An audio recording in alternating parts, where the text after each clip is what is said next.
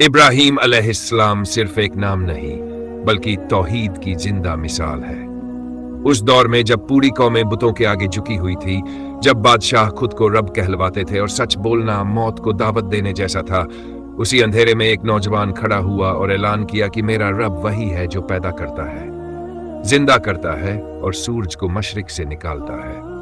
उन्होंने बचपन से ही सोच विचार किया, तारों, चांद और सूरज को देखा और समझ लिया कि जो डूब जाए वो खुदा नहीं हो सकता।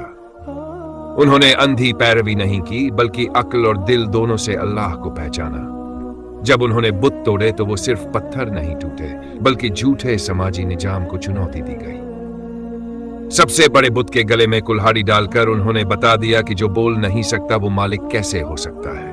मगर सच हमेशा भीड़ को पसंद नहीं आता। फैसला हुआ उन्हें आग में डाल दिया जाए। इतनी भयानक आग जलाई गई कि परिंदा भी ऊपर से नूट सके। लेकिन जब अल्लाह ने फरमा दिया कि आग ठंडी और सलामती वाली हो जा, तो आग भी हुक्म की पाबंद बन गई। यही सबक है कि जो अल्लाह का हो जाता है, अल्लाह उसके लिए नामुमकिन को मुमकिन कर देता है। फिर आई हिजरत की घड़ी, अपना वतन, अपना घर और सुकून छोड़कर सिर्फ दीन के लिए निकल पड़ना। मक्का के वीराने में बीवी और छोटे बच्चे को छोड़ आना आसान नहीं था।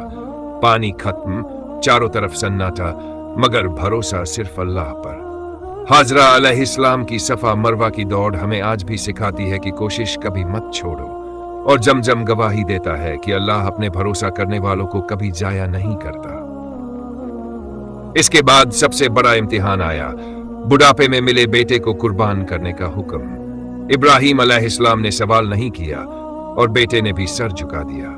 यह सिर्फ कुर्बानी नहीं थी, यह मुकम्मल इताअत और रजा थी।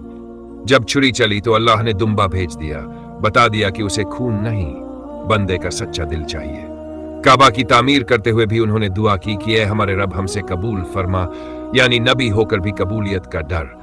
और आज हम थोड़ी सी इबादत करके खुद को कामयाब समझ लेते हैं। इब्राहीम अलैहिस्सलाम हमें सिखाते हैं कि सच के रास्ते पर अक्सर अकेला चलना पड़ता है, भीड़ कभी हक का पैमाना नहीं होती। आज सवाल यह है कि क्या हम सिर्फ नाम के मुसलमान हैं या वाकई इब्राहीमी है? क्या हम तौहीद पर अडिग रह सकते हैं? क्या सच के लिए अकेले खड़े हो सकते हैं? क्या अपने नफ्स और आराम को अल्लाह के लिए कुर्बान कर सकते हैं?